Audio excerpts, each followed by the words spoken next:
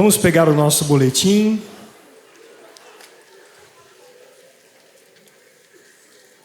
A carta que nós vamos hoje observar é a carta de Paulo aos Efésios. Esta carta trata da vida da igreja, trata-se de uma carta escrita não somente para aqueles cristãos de Éfeso, mas cremos que ela também tem o propósito de que fosse expandida para outras regiões, para as quais Paulo desejava que essa mensagem chegasse.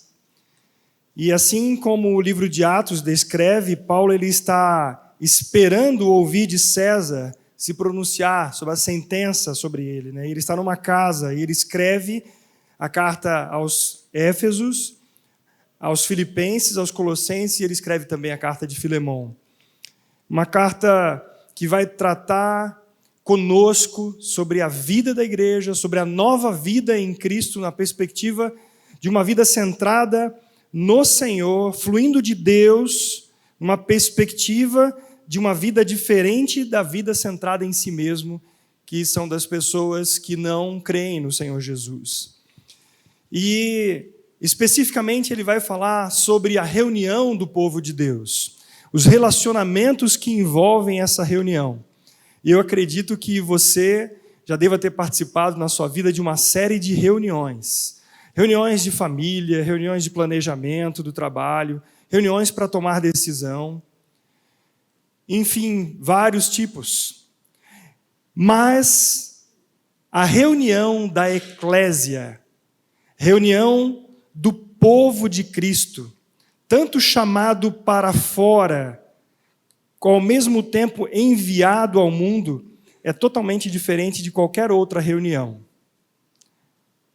que nós possamos ter em qualquer outra circunstância da nossa vida. É na reunião do povo de Deus que nós adoramos a Deus juntos, é na reunião do povo que nós somos pastoreados, nós somos ensinados, nós servimos e também somos servidos. Cada um do povo de Deus tem o seu dom, que foi dado por Deus, dádiva de Deus. E neste encontro do povo de Deus, nós somos servidos uns pelos outros e também servimos. É algo diferente, é algo surpreendente, é algo maravilhoso, a reunião do povo de Deus.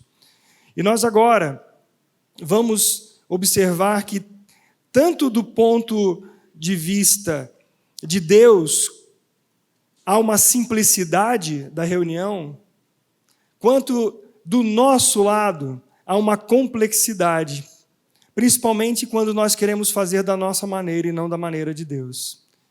Então, é necessário que nós repousemos sob a palavra de Deus, para que ela nos dirija, ela nos conduza. Nós vamos olhar então o texto de Efésios, capítulo 1, do versículo 3 ao 6.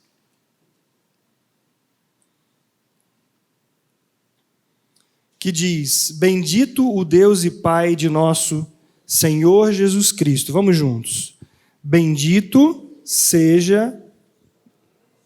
o Deus e Pai de nosso Senhor Jesus Cristo, que nos tem abençoado com toda sorte de bênção espiritual nas regiões celestiais em Cristo, assim como nos escolheu nele antes da fundação do mundo, para sermos santos e irrepreensíveis perante ele, e em amor nos predestinou para ele, para a adoção de filhos por meio de Jesus Cristo, segundo o beneplácito de sua vontade, para louvor da glória de sua graça, que ele nos concedeu gratuitamente no amado. Pai, mais uma vez, nos reunimos aqui em nome do Senhor Jesus. E o motivo da nossa reunião é que o Senhor Jesus Cristo nos resgatou e nos fez teus adoradores, adoradores da Trindade Santa. E nós pedimos que o Senhor nos dirija, que no teu Santo Espírito nos conduza no entendimento, nos dê fé para crer na tua palavra e para sairmos daqui nesta manhã cheios do Senhor. Em nome de Jesus Cristo. Amém. A primeira questão é que se você faz parte da igreja de Cristo, você é um eleito. Vamos ao texto do boletim. O apóstolo Paulo inicia a carta à igreja de Éfeso, louvando a Deus pelas bênçãos espirituais que temos em Cristo e apontando para a causa e propósitos dessas bênçãos. A causa é a eleição do Pai, não por ter ele observado o futuro, mas por determiná-lo e no mistério dessa eleição chamar eficazmente os que estão sendo salvos. Que descanso podemos ter diante desta palavra do Senhor. Ele nos elegeu. Não há mérito, não há nada em nós que contribua para isso, mas o descanso de que Ele nos quis. Mistério do Senhor. Nós não compreendemos isto, mas eu sou tão agraciado com esta mensagem de que, sabendo da minha condição, assim mesmo Ele nos quis. Ele quis a cada um que Ele atrai e eficazmente salva. Por isso, quando nós clamamos pela salvação de alguém, nós podemos descansar que Deus está no controle. E mais tempo e menos tempo, na vontade dEle, Ele fará a obra. Isso traz descanso para nós. E o propósito de sermos e vivermos é para o louvor da glória do Senhor. Os propósitos dessa eleição estão relacionados diretamente ao caráter de Deus. O Pai nos escolheu em Cristo para sermos santos e irrepreensíveis perante Ele, para que, como filhos amados, sejamos dele por meio de Jesus Cristo, segundo a sua soberana vontade, com o propósito de sermos e vivermos para o louvor de sua graça, isto é, plenamente por sua graça no amado Filho Jesus Cristo. Aqui você observa no texto que há um propósito para sermos santos, para Ele. Nós somos eleitos, somos chamados para Ele, porque Ele nos amou, Ele nos predestinou para sermos filhos por meio de Jesus Cristo, segundo a sua vontade, para o louvor da sua glória, por meio da sua graça. Que maravilha nós entendermos e termos fundamentado o nosso descanso, a fé no Senhor, que é propósito dele, assim como a família, a igreja, o povo de Deus, a família de Deus, é também um propósito dele. E você faz parte dessa família?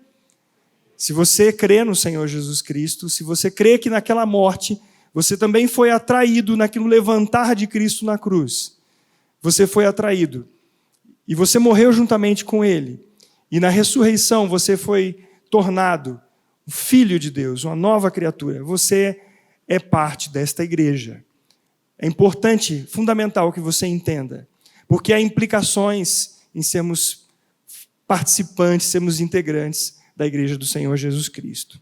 O salmista Davi chama a comunidade dos santos a louvar a Deus quando diz: tributai, filhos de Deus, tributai ao Senhor glória e força. Tributai ao Senhor a glória devida ao seu nome. Adorai o Senhor na beleza da santidade. Salmo 29, 1 e 2. Ele convoca os filhos de Deus, a congregação, a adorar o Senhor. Se o ponto de encontro de Deus com o seu povo na antiga aliança era o tabernáculo e posteriormente o templo, na nova aliança é qualquer lugar e hora em que o seu povo se reúne em nome de Jesus Cristo. O povo de Deus teve sempre o privilégio de Deus se revelar, e Deus buscar, e Deus agir para que Ele compartilhasse do seu caráter, da sua santidade, dos seus atributos. É privilégio para nós isso. E ele diz para este seu povo: tributai ao Senhor, filhos de Deus, tributai ao Senhor a glória e a força, tributai ao Senhor a glória devida ao seu nome, adorai o Senhor na beleza da sua santidade. É um convite, é uma convocação que ele nos faz. Este é o primeiro estudo da série no qual vamos entrar no assunto da reunião do povo de Deus e buscar compreender questões fundamentais para a adoração congregacional. Para isso, é necessário responder algumas perguntas tais como: quem se reúne de fato para adorar a Deus? Por que é necessário que o povo de Deus se reúna para adorar? Qual deve ser o propósito? Qual deve ser o assunto? Como deve ser a organização dessa reunião, assim como a participação dos seus membros? Primeiramente, é importante entender que o termo adoração é algo muito abrangente e compreende o primeiro propósito citado por Paulo em Efésios 1:4, que diz: santos e irrepreensíveis perante ele. Em termos gerais, adoração significa amar, obedecer, servir, exaltar, bendizer, magnificar, cantar e curvar-se diante do único e verdadeiro Deus. Podemos adorar individualmente e coletivamente, sendo que a adoração não depende de uma reunião. Ela pode ser realizada em qualquer momento, enquanto o culto congregacional requer um local de encontro com propósito bíblico definido. E aí nós podemos perguntar: por que a igreja de Deus se reúne? Por que nós, domingo após domingo, sábados, durante a semana, na quarta-feira, reunião de oração, por que nós nos reunimos? Primeiramente porque Deus diz, Deus ordena que o povo, ele se reúna, a congregação, e nós vimos que isso começou com Deus e seu povo no Antigo Testamento, e Deus sempre usou deste momento da reunião do seu povo, do momento de adoração congregacional. Ele se revelava e ele continua se revelando por meio do seu Filho Jesus Cristo, por meio das Escrituras. E quando nós abrimos a palavra de Deus, o Espírito Santo tem livre ação, porque ele trabalha em cima da palavra do nosso Deus. Existem outros benefícios que nós precisamos entender para que nós, quando pensarmos em nos reunir, tudo mais que nos atrapalhe possa ser colocado de lado e nós amemos esse tempo tão importante do povo de Deus. E Deus, ele nunca planejou que essa adoração que nós podemos fazer individualmente, ela fosse solitária. Somente você e Deus. Não, ele planejou que a própria, assim como a Trindade, ali, a reunião desta festa, essa alegria, essa dança da Trindade Santa, também ela se expandisse para o povo de Deus. E assim como no casamento nós temos dois, e depois com a graça de Deus os filhos vêm, e é aquela comunhão, o viver, o relacionamento, assim também é a igreja. E é isso que o tema central da nossa exposição, que Paulo traz para nós na carta aos Efésios.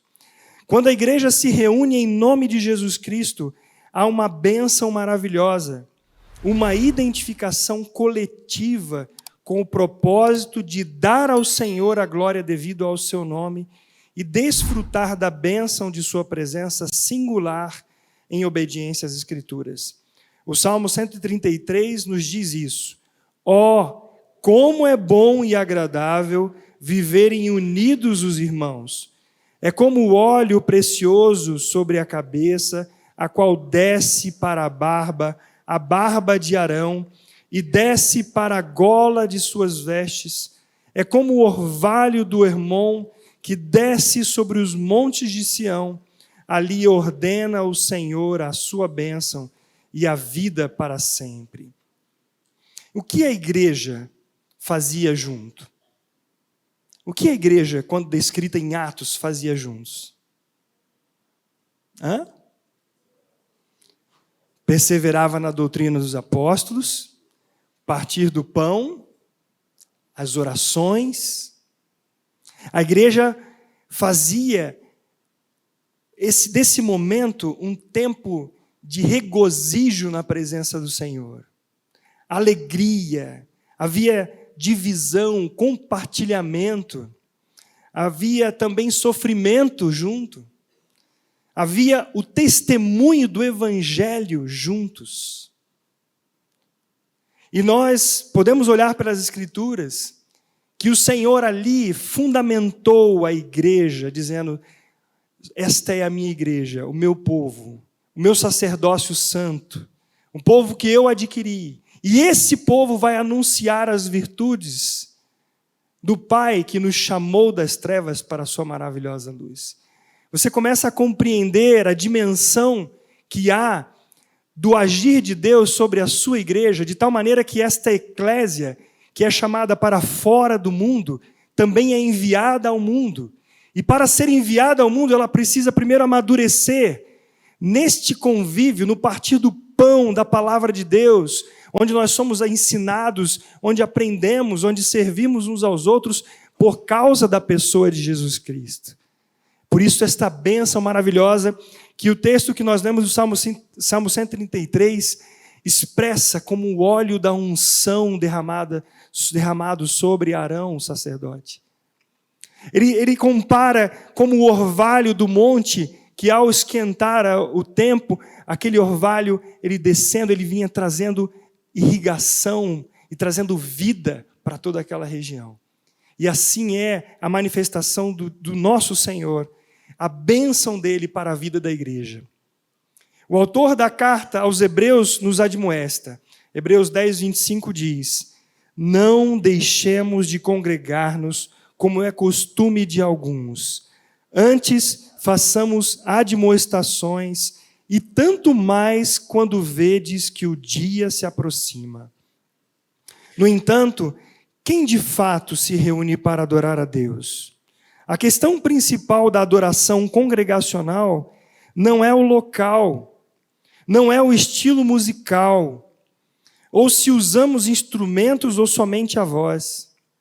Se essas coisas tomarem o centro das atenções, perderemos o alvo correto, que é o Cordeiro de Deus. Aqui o texto de Hebreus nos exorta a que nós não deixemos de congregar-nos. Assim como uma brasa, ao ser distanciada do braseiro, logo em seguida você ainda pega nessa brasa e você corre o risco de queimar a mão. Mas daqui a uns minutos aquela brasa começa a se esfriar. Ela começa a ficar no estado original dela, sem calor, sem aquela união com as outras que mantém a sua função ali ativa. Assim é quando nós nos distanciamos da comunhão dos santos. É porque aqui na comunhão dos santos que eu sou tratado, que eu posso também ser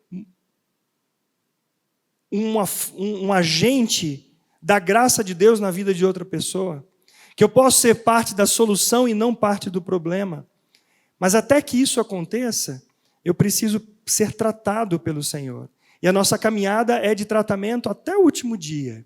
E aí a palavra de Deus nos exorta o seguinte: nós devemos fazer admoestações uns para os outros, porque o dia, e aqui não é um dia comum, é o dia do Senhor, se aproxima. E os tempos ficarão cada vez mais difíceis. E se você está longe, você está totalmente vulnerável, deixando-se levar pelas ondas que o mundo tem colocado sobre a vida daqueles que estão sozinhos, daqueles que estão longe do rebanho. E esta exortação é fundamental para nós. Uma pergunta necessária é que: quem são os adoradores? Quem são essas pessoas? Quem somos como igreja? Quem são essas pessoas que se reúnem, que estão dizendo que são adoradores? Quem somos e o que cremos molda o que fazemos. Preste bem atenção nisso. Quem somos e o que cremos molda o que fazemos. O que fazemos individual e coletivamente como igreja em nossas reuniões reforça nossa identidade como igreja. Quem já teve a oportunidade de assistir pela internet a reunião dominical sabe que é diferente de quando participa presencialmente, não é verdade? Você constata isso também? Pois mesmo tendo ouvido a pregação e cantado os louvores, em casa não há relacionamento com os outros membros do corpo de Cristo. Eu posso estar na minha casa, com a minha família, eu já tenho ali um ambiente favorável, mas eu vou ficar restrito àquele círculo dos meus familiares, ou provavelmente uma grande parte daqueles que estão acompanhando agora pela internet estejam sozinhos. Mas quando nós nos encontramos aqui, não é simplesmente um encontro. Aqui nós adoramos juntos. Aqui eu canto um cântico que a música dele talvez não seja muito o meu gosto, não seja muito o meu estilo. Mas porque eu sei que eu cantando junto com os meus irmãos, eu também estou edificando a vida, estou cantando a palavra de Deus, e esta palavra ela está sendo ouvida por outros. Nós estamos reforçando a mensagem que nós cremos.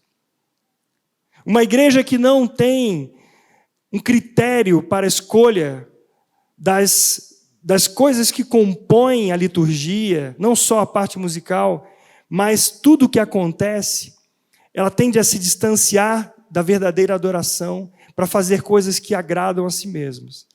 Então, hoje nós vemos com frequência reuniões cheias de entretenimento, e a palavra de Deus, quando é exposta, não como pretexto, ela é exposta num tempo tão curto, e as pessoas saem vazias, porque elas não foram alimentadas da palavra de Deus. O que nós fazemos quando nós estamos reunidos aqui, não somente o momento de canto, reforça a nossa identidade. Se nós fazemos errado, nós reforçaremos uma identidade errada. Se nós fazemos centrados na palavra, baseados na suficiência de Cristo, das Escrituras, expondo a palavra, partindo este pão vivo, a palavra de Deus, o próprio Cristo. Se o nosso foco é somente o Cordeiro de Deus, nós estamos seguros de que a palavra de Deus está sendo compartilhada e o poder de Deus, a maravilha da reunião do povo de Deus, será desfrutada pela igreja. Será uma igreja saudável, que não somente se alimenta, mas também distribui esse alimento, que sai das quatro paredes e anuncia o evangelho da salvação. Mas você precisa primeiro estar aqui, sendo ensinado, sendo edificado pela vida uns dos outros. Nós ouvimos domingo passado sobre a disciplina bíblica, e não é função somente dos líderes isso, mas de toda a igreja participar disto, como membros efetivos do corpo de Cristo. Então a vida da igreja é muito mais do que uma reunião. Ela é vida na vida, constantemente. É muito forte, eu admito que é muito forte os motivos que nós criamos para nos distanciarmos desse encontro. Qualquer coisinha. Eu não gostei de alguma coisa que aconteceu, eu já não vou à reunião do povo de Deus. Algo que me machucou, o que eu quero fazer? Quero ficar sozinho. Nós temos uma natureza que é individualista. Então, tudo aquilo que não está de acordo com a minha vontade me faz querer distanciar. Essa é uma tendência nossa. Por isso, nós precisamos uns dos outros para chegar e nos exortar. Por que você não está comungando? O que aconteceu? Vem aqui, vamos conhecer o fato, vamos orar, vamos abrir a palavra de Deus. Cada um aqui. Já é um sonho antigo, o pastor Glenn vem falando há anos, de nós termos os grupos familiares, reuniões semanais do povo de Deus nas casas. Até hoje isso não aconteceu. E nós oramos, pedimos que o Senhor, no tempo dele, nos convença da importância de nós pastorearmos uns aos outros. Então, quando você percebe que alguém não está nessa comunhão, não espere por um líder, por um pastor, para que vá à casa da pessoa. Você pode ir como servo, como filho de Deus, como membro do corpo de Cristo. E você ser parte da ação de Deus na vida das pessoas. Quando a igreja se reúne, tudo o que faz deve ser adoração. Não apenas os hinos e cânticos. A adoração congregacional é uma reunião familiar com Deus para buscá-lo, glorificá-lo e desfrutar dele coletivamente, ouvindo-o e deleitando-se nele em obediência à sua palavra. Isso envolve todo o corpo, que é a igreja, que está comunitariamente participando desse encontro.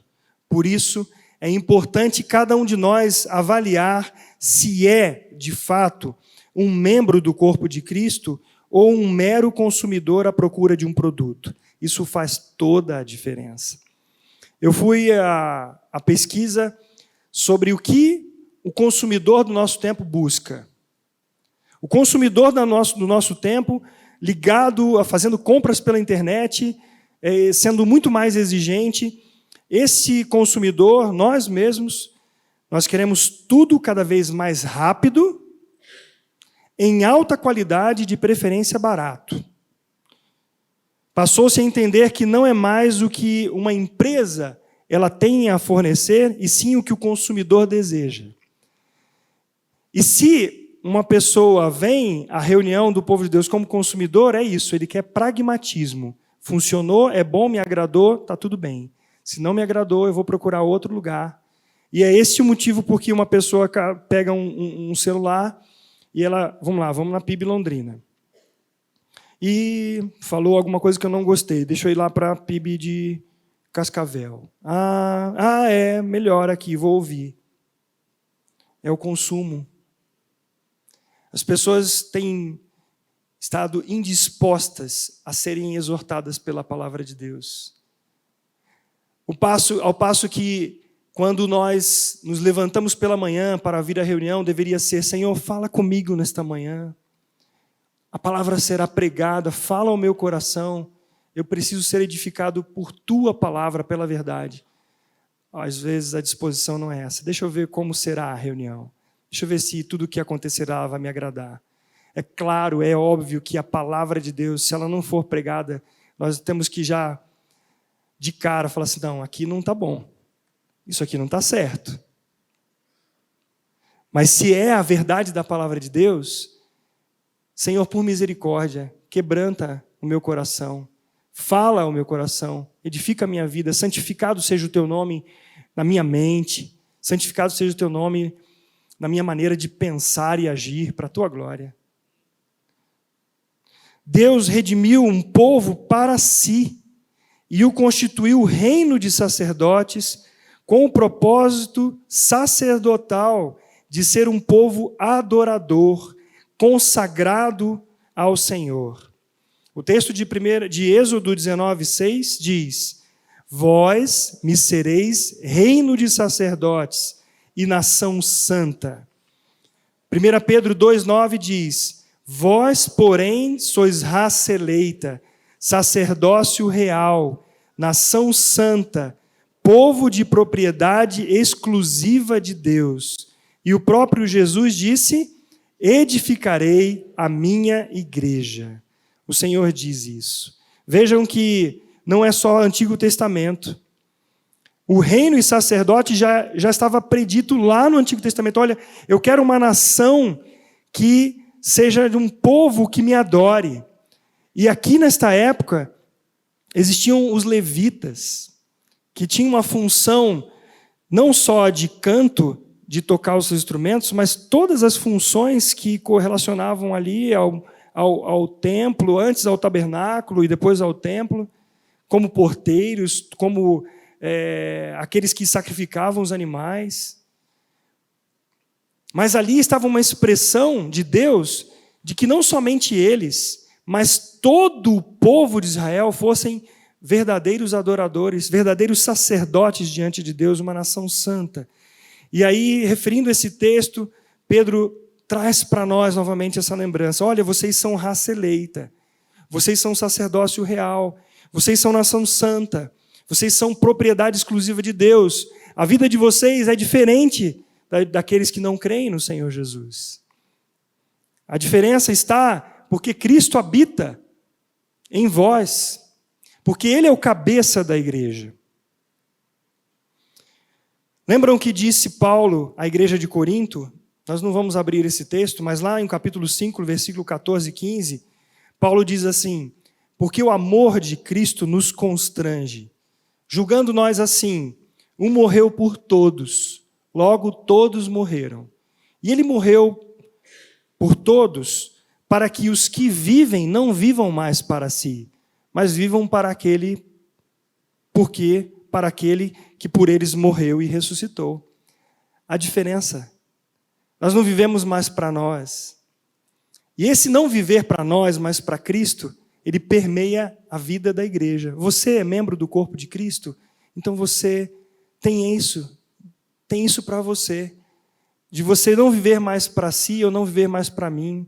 Eu sei que isto é contrário àquilo que nós aprendemos, àquilo que nós vivemos e vemos no mundo, mas o que o Senhor está nos direcionando é que, como não sou eu mais quem vive, é Cristo, e esta santificação é um trabalho de Deus em quebrantar o meu coração, para que eu considere de fato o outro superior a mim, só pela cruz, amados, só pela obra da cruz, porque do contrário nós vamos espanar, nós vamos brigar, a igreja será dividida. Mas se nós deixarmos tudo isso de lado, tivermos o foco que neste não só o momento, mas a vida da igreja, como adoradores, como sacerdócio santo ao Senhor, nós vamos deixar de lado essas coisas que nos atrapalham. Nós vamos focar naquilo que o Senhor nos chamou a fazer. A natureza da igreja é uma natureza congregacional. Veja só, Paulo aos Efésios enfatiza a natureza congregacional da igreja quando ele diz: assim, já não sois estrangeiros e peregrinos, mas concidadãos dos santos, e sois da família de Deus, edificados sobre o fundamento dos apóstolos e profetas, sendo Ele mesmo, Cristo Jesus, a pedra angular. Essa é a característica daqueles que vivem e compartilham do mesmo propósito de vida. São os filhos de Deus, salvos por Jesus Cristo, que se reúnem para adorar e expressar o louvor a Deus. Nós não somos mais estrangeiros, agora nós somos concidadãos dos santos, da família de Deus, e estamos sendo edificados sobre esse fundamento, Jesus Cristo, Ele mesmo, a pedra angular. O texto também de Efésios, do capítulo 4, versículo 3 a 7, diz assim: esforçando-vos diligentemente por preservar a unidade do Espírito no vínculo da paz. Há somente um corpo e um Espírito, como também fois chamados numa só esperança da vossa vocação. Há um só rebanho, um só Senhor, uma só fé, um só batismo, um só Deus e Pai de todos, o qual é sobre todos, age por meio de todos e está em todos. Que maravilha nós sermos povo de Deus. O privilégio, a graça de sermos tratados, de sermos santificados, de sermos edificados, de sermos canal de bênção na vida de outros irmãos. Mas para isso é necessário que a obra da cruz seja efetiva em todos os momentos da nossa vida, levando sempre o morrer. Para quê? Para que a vida de Cristo se manifeste. Ontem, compartilhando com o Ministério de Adoração e Culto, nós falamos sobre ser cheios do Espírito Santo, no texto de Efésios, capítulo 5.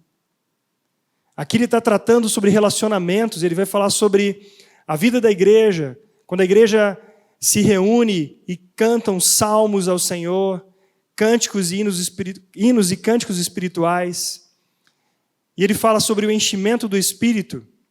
E aqui ontem nós pudemos orar uns pelos outros, e eu disse o seguinte: nós clamamos ao Senhor que nós sejamos cheios do Espírito Santo, mas para que nós sejamos cheios, Ele precisa nos esvaziar. Isso muitas vezes dói, mas é uma dor que vai trazer muita alegria, de vermos a graça de Deus sendo derramada na vida do povo de Deus.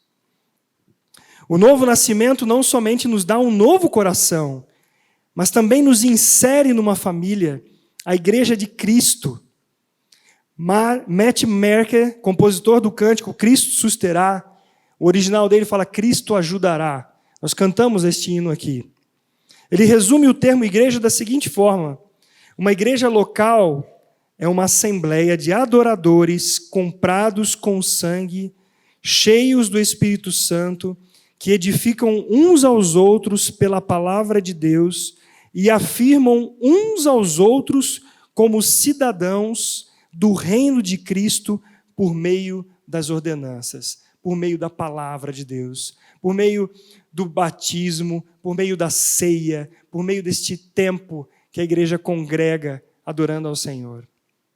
Que precioso sermos uma igreja, uma assembleia de adoradores comprados pelo sangue do Senhor Jesus, onde Ele nos enche dele mesmo e aí somos edificados, como a palavra de Deus nos traz. É preciso então, amados, nós entendermos que aquilo que nós fazemos aqui, o propósito com que nós nos reunimos, a cada dia afirma, assenta e dá segurança para nós. É de fundamental importância os filhos de Deus entenderem o que é a igreja, para que também compreendam o que significa a adoração congregacional. Para isso, vamos verificar uma das metáforas que a palavra de Deus nos dá para auxiliar-nos nessa compreensão. Eu quero repetir o que eu disse anteriormente. Quem somos e o que cremos molda o que fazemos. E aquilo que nós fazemos, tanto individual quanto coletivamente, como igreja, em nossas reuniões, reforça a nossa identidade como filhos de Deus. Nos dá segurança para que, ao sair daqui, nós testemunhemos.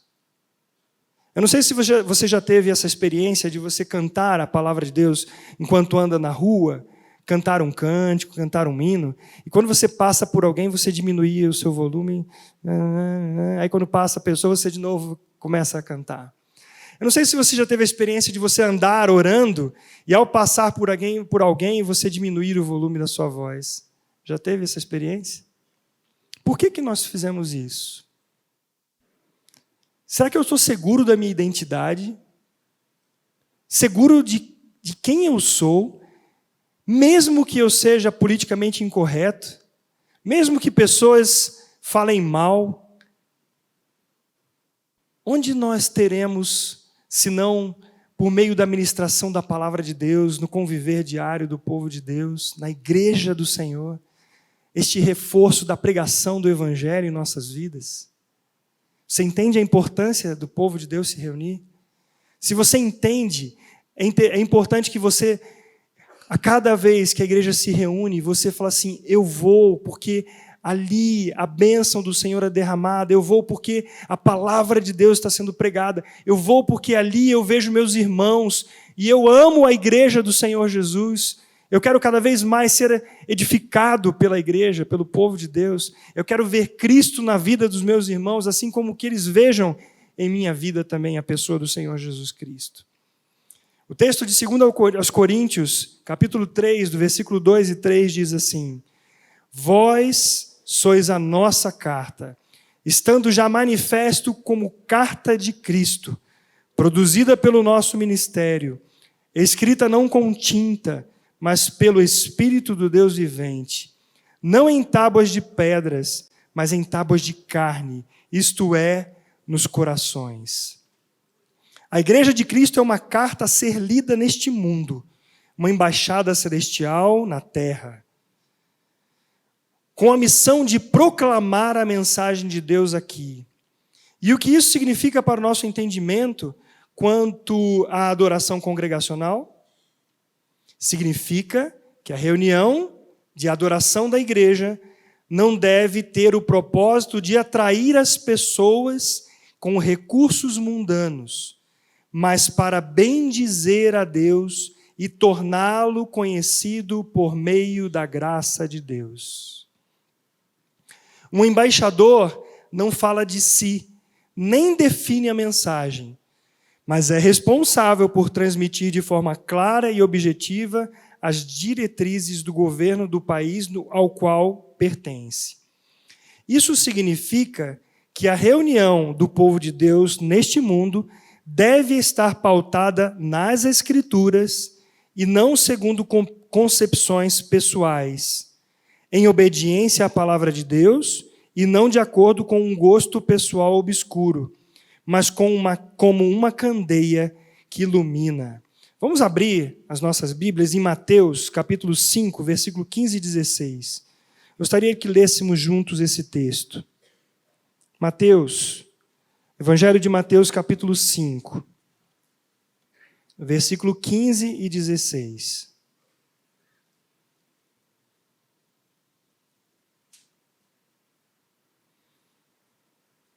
Vou pegar pelo versículo 14, tá bom? Vós sois a luz do mundo. Não se pode esconder a cidade edificada sobre um monte, nem se acende uma candeia para colocá-la debaixo do alqueire, mas no velador, e alumia a todos os que se encontram na casa. Assim brilhe também a vossa luz diante dos homens, para que vejam as vossas boas obras e glorifiquem a vosso Pai que estás nos céus. Quem que se reúne para adorar ao Senhor? Lâmpadas. Luzeiros neste mundo. Você é uma lâmpada do Senhor nesse mundo. E quando nós nos reunimos, não reunimos para nos esconder debaixo do alqueire, mas anunciar ao mundo que Cristo é a salvação, que Jesus Cristo é o único Senhor do universo. Fazemos isto quando nós expomos as Escrituras. Fazemos isto quando nós cantamos a verdade da palavra de Deus. Fazemos isto quando oramos juntos e eu escuto a sua oração, você escuta a minha oração. Fazemos isto quando nos prostramos e choramos diante de Deus pelo pecado deste mundo. Fazemos isto quando nós anunciamos ao sair daqui a Cristo e este crucificado, ressurreto, a nossa vida, sem medo de ser feliz, sem medo de sermos envergonhados, sem medo de sermos chamados de quadrados, sem medo de sermos ridicularizados, porque nós temos firmes a identidade de Cristo em nós, como filhos de Deus. Isso é maravilhoso. Para tornar Cristo conhecido, é necessário que o genuíno evangelho da graça de Deus em Cristo, que uniu o pecador em sua morte e ressurreição, seja a mensagem de cada membro dessa igreja como coluna e baluarte da verdade, como diz Paulo a Timóteo, em 1 Timóteo 3,15. Nossos hinos e cânticos, nossas orações e o partir do pão devem concordar diretamente com o caráter santo e salvífico de Deus em Cristo. Nossas reuniões e nossa vida precisam ser a expressão de que temos uma cultura diferente do mundo e de seu modus operandi. A igreja de Cristo tem uma característica muito interessante. Paulo, falando à igreja de Corinto, diz que cada um dos membros daquela congregação é santuário do Espírito Santo. Mas, usando a metáfora do edifício, tendo Cristo como pedra angular, ele diz que somos habitação de Deus no Espírito. No Antigo Testamento, Deus manifestava a sua presença no meio do povo de Israel. Na nova aliança, em Cristo, ele se manifesta dentro do cristão e por meio da igreja reunida como habitação. A reunião do povo de Deus é o lugar para juntos, cheios da vida de Cristo, nos encontrarmos com Ele. Cada instante, em qualquer lugar, Cristo é a nossa vida, Ele habita em nós. Agora, como edifício, como edificados pelo Senhor, tendo Cristo como pedra angular, nós somos feitos habitação. E aí nós lembramos daquele texto maravilhoso que nós já vimos hoje. Quando o povo de Deus se reúne, é como o óleo da unção, que ele unge, Ele lubrifica esses relacionamentos. Nós andamos na luz, e se há algum pecado, esse pecado precisa ser tratado. Se há uma ofensa, ele precisa ser tratado em verdade, em amor, para cura, para que nós sejamos saudáveis como povo de Deus. A pior coisa é guardarmos alguma coisa no coração que não está trazendo edificação, está trazendo um ressecamento das vidas e trazendo separação. E eu sei que o caminho de tratamento de Deus, ele vai ter que arrancar de nós a justiça própria, ele vai ter que arrancar de nós o sentido de direito, para que ele coloque de novo a nossa vida no prumo, centrados em Jesus Cristo. Mas, amados, há uma bênção, há uma alegria, há uma restauração, e o povo de Deus é edificado por isso. Você faz parte do povo de Deus, você faz parte da solução do problema. Eu me entristeço quando alguma coisa que eu faço pode causar a divisão entre os irmãos, pode causar entristecimento do corpo. Eu sou profundamente impactado pelo Senhor, a me prostrar diante do Senhor, falar: Senhor, tem misericórdia, cuida dos meus lábios, cuida daquilo que eu falo, daquilo que eu faço, para que a esposa, a igreja, ela não seja de maneira nenhuma prejudicada, nenhuma maneira ofendida, que a tua glória não seja em nenhum momento manchada, mas que nós sejamos como o corpo de Cristo, tendo a função de edificar uns aos outros, para a glória dele. Ali, o Senhor ordena a sua bênção, a vida para sempre. A congregação, amados, significa então ação de congregar, de reunir em assembleia, nunca solitário. A palavra se define pelo congregar, pelo reunir. O culto congregacional é comunitário e não solitário. Parece tão óbvio, né? Mas tem gente que insiste em querer ser cristão sozinho. Estamos juntos em família com defeitos, manias e dificuldades, mas unidos pelo sangue de Cristo derramado no Calvário. É nesse encontro que ouvimos os outros orando, cantando, lendo as Escrituras, e que servimos uns aos outros e edificamos uns aos outros. A igreja que adora junta tem o desejo de permanecer junta e não sair correndo assim que termina a reunião. E aí nós lembramos o texto de Hebreus 13:16. Não negligencieis igualmente a prática do bem e a mútua cooperação, pois com tais sacrifícios Deus se compraz.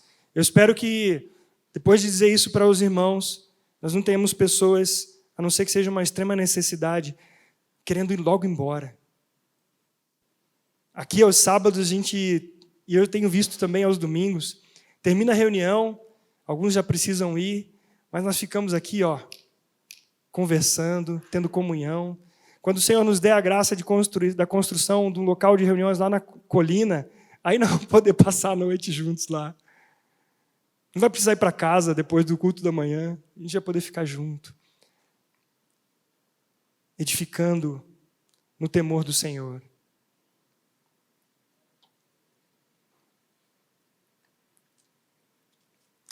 Essa cooperação mútua aparecerá quando cada cristão, reunido para adorar, cantar o hino ou o cântico, mesmo que não seja o seu estilo preferido, por saberem que o que estamos fazendo tem o propósito de ser agradável ao único que é digno de receber toda a glória, honra e dedicação.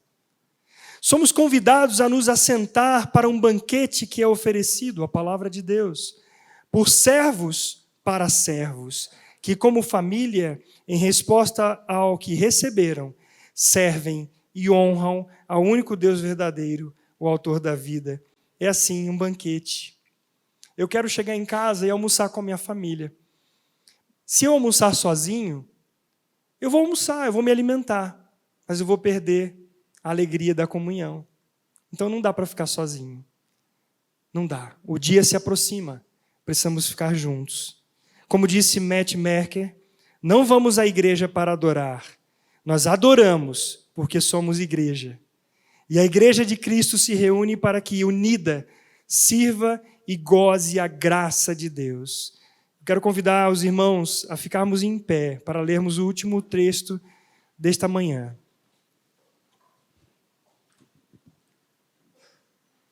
A uma só voz. Lemos o texto do Salmo 134, versículo 1 e 2. Bendizei ao Senhor, vós todos, servos do Senhor, que assistis na casa do Senhor nas horas da noite. Erguei as mãos para o santuário e bendizei ao Senhor. Aleluia. Amém. Amém. Glória ao Senhor. Glória ao Senhor.